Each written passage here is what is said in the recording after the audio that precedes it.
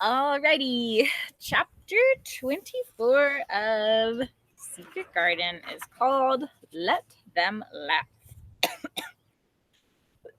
Well, I got a couple more chapters left. The Secret Garden was not the only one Dickon worked in. Round the cottage on the moor, there was a piece of ground enclosed by a low wall of rough stones. Early in the morning and late in the fading twilight, on all the days Colin and Mary did not see him, Dickon worked there planting or tending potatoes and cabbages, turnips and carrots and herbs for his mother. In the company of his creatures, he did wonders there, and was never tired of doing them, it seemed. While he dug or weeded, he whistled or sang bits of Yorkshire moor songs, or talked to Soot or Captain or the brothers and sisters he had taught to help him. "We'd never get on as comfortable as we do," Mrs. Sowerby said, "if it wasn't for Dickon's garden. Anything will grow for him. His taters and cabbages is twice the size of anyone else's, and they've got a flavor with them as nobody's has." When she found a moment to spare, she liked to go out and talk to him. After supper, there was still a long, clear twilight to work in, and that was her quiet time. She could sit upon the low, rough wall and look on and hear stories of the day. She loved this time. There were not only vegetables in this garden. Dickon had bought penny packages of flower seeds now and then, and sown bright, sweet-scented things among gooseberry bushes and even cabbages. And he grew borders of mignonette and pinks and pansies and things whose seeds he could save year after year, or whose roots would bloom each spring and spread in time into fine clumps. The low wall was one of the prettiest things in Yorkshire, because he had tucked moorland foxglove and ferns and rockcress and hedgerow flowers into every crevice, until only here and there glimpses of the stones were to be seen. "All a chap's got to do to make 'em thrive, mother," he would say, "is to be friends with 'em for sure. They're just like the creatures. If they're thirsty, give 'em a drink, and if they're hungry, give 'em a bit of food. If they want to live the same as we do. If they died, I should feel as if I'd been a bad lad, and somehow treated them heartless." It was in these twilight hours that Mr. Sowerby heard all that happened at Misselthwaite Manor. At first, she was only told that Mr. Colin had taken a fancy to going out into the grounds, and that Miss Mary, and that it was doing him good. But it was not long before it was agreed between the two children that Dickon's mother might come into the secret. Somehow it was not doubted that she was safe for sure. So one beautiful, still evening, Dickon told the whole story, with all the thrilling details of the buried key and the robin and the grey haze which had seemed like deadness, and the secret Mistress Mary had planned never to reveal. The coming of Dickon and how it had been told to him, the doubt of Mr. Colin, and the final drama of his introduction to the hidden domain, combined with the incident of Ben Weatherstaff's angry face peering over the wall and Mr. Colin's sudden indignant strength, made Mrs. Sowerby's nice-looking face quite change color several times. "My word," she said, "it was a good thing that little lass came to the manor. It's been the making of her that has saved of him, and the saving of him. The making of her and the saving of him. Standing on his feet, and all us thinking he was a poor half-witted lad with not a straight bone in him." She asked a great many questions, and her blue eyes were so full of deep thinking. "What do they make of it at the manor? Him being so well and cheerful and never complaining?" she inquired. "They don't know what to make of it," answered Dickon. "Every day as comes round his face looks different. It's filling out, and he doesn't look so sharp and waxy, and the waxy color is gone. But he has to do a bit of complaining with a highly entertained. But he has to do his bit of complaining," Dickon said, with a highly entertained grin. "What for, in mercy's name?" asked Mrs. Sowerby. Dickon chuckled. "He does it to keep them from guessing what's happened. If the doctor knew'd he'd find out he could stand on his own feet, he'd likely write and tell Mr. Craven. Mr. Colin's saving the secret to tell himself. He's going to practice his magic on his legs every day till his father comes back, and then he's going to march into his room and show him he's straight as other lads. But him and Miss Mary thinks it's best plan to do a bit of groaning and fretting now and then to throw folk off the scent." Mrs. Sowerby was laughing, a low, comfortable laugh, long before he had finished his last sentence. She said, that pair's enjoying theirselves, I'll warrant. They'll get a good bit of play acting out of it, and there's nothing children likes as much as play acting. Let's hear what they do. Dickon lad? Dickon stopped weeding and sat up on his heels to tell her. His eyes were twinkling with fun. Mr. Colin is carried down to his chair every time he goes out, he explained, and he flies out at John, the footman, for not carrying him careful enough. He makes himself look helpless, looking as he can never lift his head until we're out of sight of the house, and he grunts and frets a good bit, and when he's being settled into his chair, him and Miss Mary both's got to enjoy in it, and when he groans and complains, she'll say, "Poor Colin, does it hurt you so much? Are you so weak as that, poor Colin?" But the trouble is that sometimes they can scarce keep from bursting out laughing.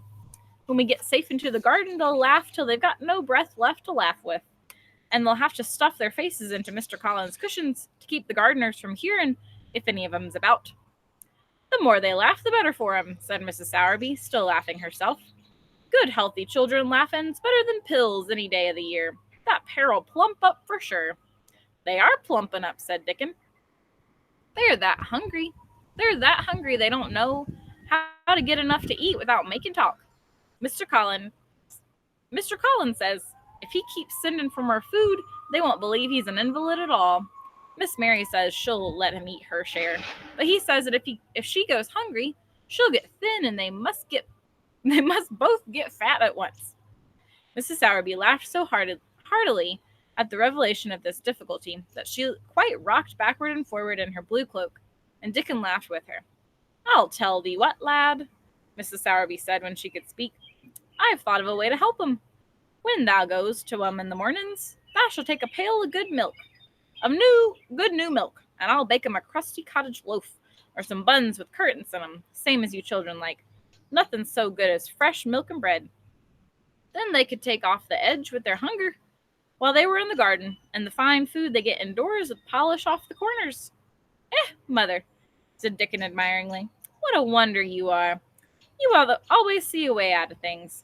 That was probably in the pother yesterday. They didn't see how they was to manage without ordering up more food. They felt that empty inside. They're two young'uns growing fast, and health's coming back to both of 'em. Children like that feels a young wolves and food's flesh and blood to 'em," said Mrs. Sowerby. Then she smiled Dickon's own curving smile. But they're enjoying theirselves for sure," she said. She was quite right, the comfortable, wonderful mother creature. And she had never been more so than when she said their play-actin' would be their joy. Colin and Mary found it one of their most thrilling sources of entertainment. The idea of protecting themselves from suspicion had been unconsciously suggested to them first by the puzzled nurse and then by Dr. Craven himself. "Your appetite is improving very much, Mr. Colin," the nurse had said one day. "You used to eat nothing, and so many things disagreed with you." "Nothing disagrees with me now," replied Colin, and then seeing the nurse looking at him curiously, he suddenly remembered that perhaps he ought not to appear too well just yet. "At least things don't so often disagree with me. It's the fresh air." "Perhaps it is," said the nurse, still looking at him with a mystified expression. "But I must talk to Dr. Craven about it." "How she stared at you," said Mary when she went away, as if she thought there must be something to find out. "We won't have her finding things out," said Colin. "No one must begin to find out yet." When Dr. Craven came that morning, he seemed puzzled also. He asked a number of questions, to Colin's great annoyance. "You stay out of the garden a great deal," he suggested. "Where do you go?" "You stay out in the garden. Where do you go?" "I will not let anyone know where I go," he answered. "I go to a place I like. Everyone has orders to keep out of the way. I won't be watched and stared at. You know that. You seem to be out all day, but I do not think it has done you harm. I do not think so. The nurse says that you eat much more than you have ever done before." "Perhaps," said Colin, prompted by a sudden inspiration, "perhaps it is an unnatural appetite." "I do not think so, as your food seems to agree with you," said Dr. Craven. "You are gaining flesh rapidly, and your color is better." Perhaps I am bloated and feverish," said Colin, assuming a discouraging air of gloom. "People who are not going to live are often different." Dr. Craven shook his head. He was holding Colin's wrist, and he pushed up his sleeve and felt his arm. "You are not feverish," he said thoughtfully, "and such flesh as you have gained is healthy. If you can keep this up, my boy, we need not talk of dying. Your father will be very happy to hear of this remarkable improvement." I won't have him told, Colin broke forth fiercely. Hold on, listen. It will only disappoint him if I get worse again. And I may be worse this very night. I might have a raging fever. I feel as if I might be beginning to have one now. I won't have letters written to my father. I won't. I won't. You are making me angry, and you know that is bad for me. I feel hot already. I hate being written about and talked about as much as I hate being stared at. Hush, my boy, Dr. Craven soothed him. Nothing shall be written without your permission. You are too sensitive about things. You must not undo the good which has been done. He said no more about writing to Mr. Craven, and when he saw the nurse, he privately warned her that such a possibility must not be mentioned to the patient. The boy is extraordinarily better, he said. His advance seems almost abnormal. But of course he is doing now, of his own free will, what we could not make him do before. Still, he excites himself very easily, and nothing must be said to irritate him. Mary and Colin were much alarmed and talked together anxiously. From this time dated their plan of play acting. I may be obliged to have a tantrum, said Colin regretfully. I don't want to have one, and I'm not miserable enough now to work myself into a big one. Perhaps I couldn't have one at all. That lump doesn't come in my throat now, and I keep thinking of nice things instead of horrible ones. But if they talk about writing to my father, I shall have to do something. He made up his mind to eat less, but unfortunately, it was not possible to carry out this brilliant idea when he wakened each morning with an amazing appetite, and the table near his sofa was set with a breakfast of homemade bread and butter now. Snow-white eggs, raspberry jam, and clotted cream. Mary always breakfasted with him, and when they found themselves at the table, particularly if there were delicate slices of sizzling ham sending forth tempting odors from under a hot silver cover, they would look into each other's eyes in desperation. I think we shall have to eat it all this morning, Mary, Colin always ended by saying. We can send away some of the lunch and a great deal of the dinner. But they never found they could send away anything, and the highly polished condition of the empty plates returned to the pantry awakened much comment. I do wish, Colin would say also, I do wish the slices of ham were thicker, and the one muffin is not enough for anyone. It's enough for a person who's going to die, answered Mary, when first she heard this, but it's not enough for a person who is going to live. I sometimes feel as if I could eat 3 when those nice fresh heather and gorse smells from the moor come pouring in at the open window. The morning that Dickon, after they had been enjoying themselves in the garden for about 2 hours, went behind a big rose bush and brought forth 2 tin pails, and revealed that one was full of rich new milk with cream on the top of it, and that the other held cottage-made currant buns folded in a clean blue and white napkin. Buns so carefully tucked in that they were still hot. There was a riot of surprised joyfulness. What a wonderful thing for Mrs. Sowerby to think of! What a clever woman she must be! How good the buns were, and what delicious fresh milk! Magic is in her just as it is in Dickon, said Colin. It makes her think of ways to do things, nice things. She is a magic person. Tell her we are grateful, Dickon, extremely grateful. He was given to using rather grown-up phrases at times. He enjoyed them. He liked this so much he improved upon it. Tell her she has been most bounteous, and our gratitude is extreme. And then forgetting his grandeur, he fell to and stuffed himself with buns and drank milk out of the pail in copious draughts, in the manner of a hungry little boy who has been taking unusual exercise and breathing in moorland air, and whose breakfast was more than 2 hours behind him. This was the beginning of many agreeable incidents of the same kind. They actually awoke to the fact that as Mrs. Sowerby had 14 people to provide food for, she might not have enough to satisfy 2 extra appetites every day. So they asked her to let them send some of their shillings to buy things. Dickon made the stimulating discovery that in the wood in the park outside the garden where Mary had first found him piping to the wild creatures, there was a deep little hollow where you could build a sort of tiny oven with stones and roast potatoes and eggs in it. Roasted eggs were a previously unknown luxury, and very hot potatoes with salt and fresh butter in them were fit for a woodland king, besides being delightfully satisfying. You could buy both potatoes and eggs, and eat as many as you liked without feeling as if you were taking food out of the mouths of 14 people. Very beautiful morning. Every beautiful morning, the magic was worked by the mystic circle under the plum tree, which provided a canopy of thickening green leaves after its brief blossom time was ended. After the ceremony, Colin always took his walking exercise, and throughout the day he exercised his newly found power at intervals. Each day he grew stronger and could walk more steadily and cover more ground. And each day his belief in the magic grew stronger, as well it might. He tried one experiment after another, as he felt himself gaining strength, and it was Dickon who showed him the best thing of all. Yesterday, he said one morning after an absence, I went to Thwaite for mother, and near the Blue Cow Inn I seed Bob Howarth. He's the strongest chap on the moor.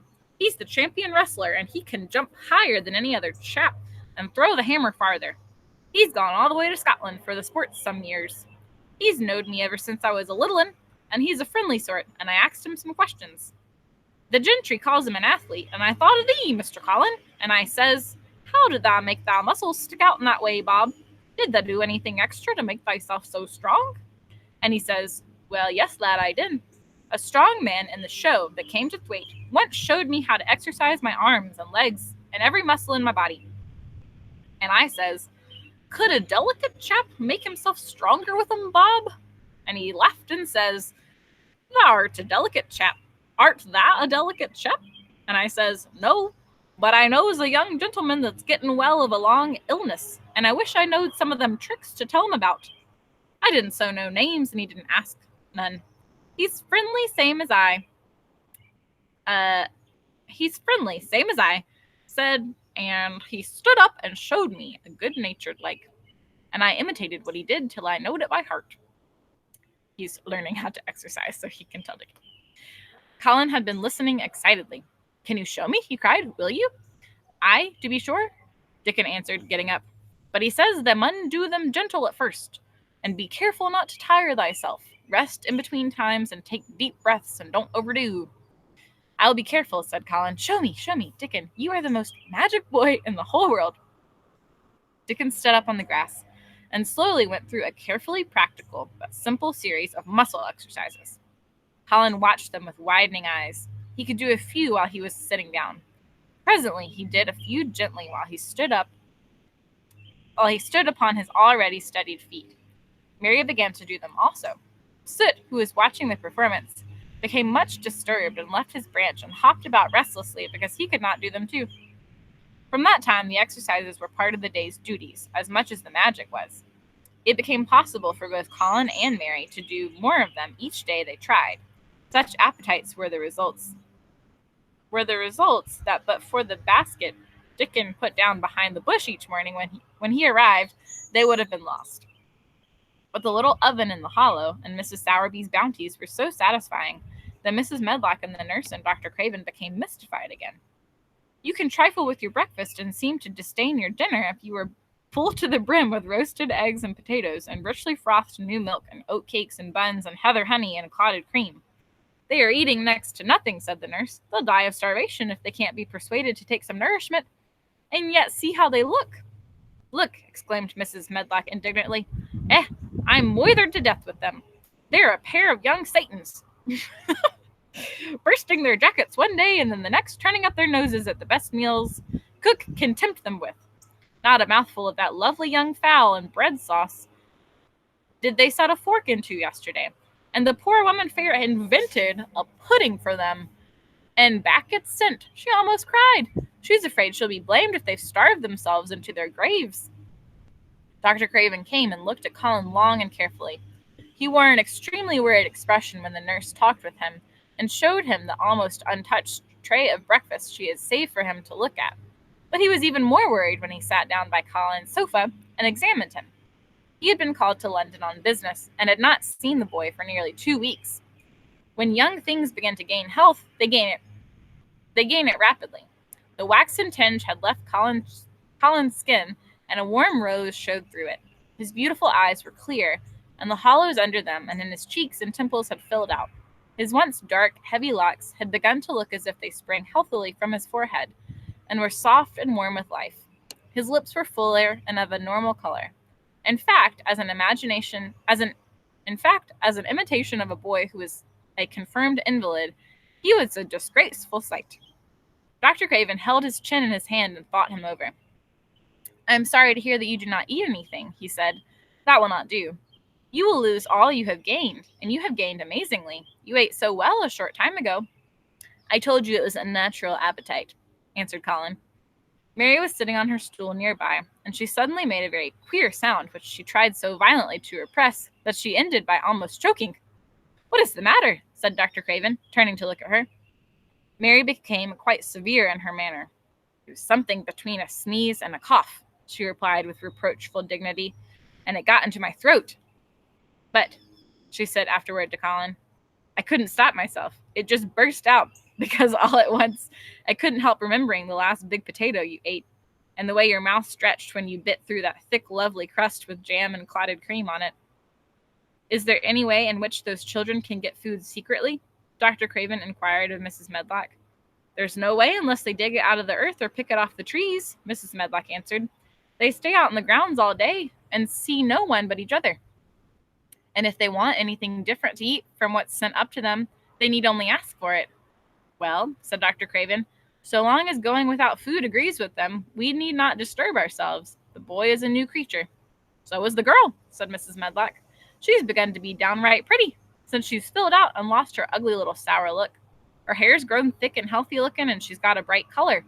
The glummest, ill-natured little thing she used to be, and now her and Master Colin laugh together like a pair of crazy young ones." "Perhaps they're growing fat on that." "Perhaps they are," said Dr. Craven. "Let 'em laugh." And that's the end of chapter 24. See you tomorrow.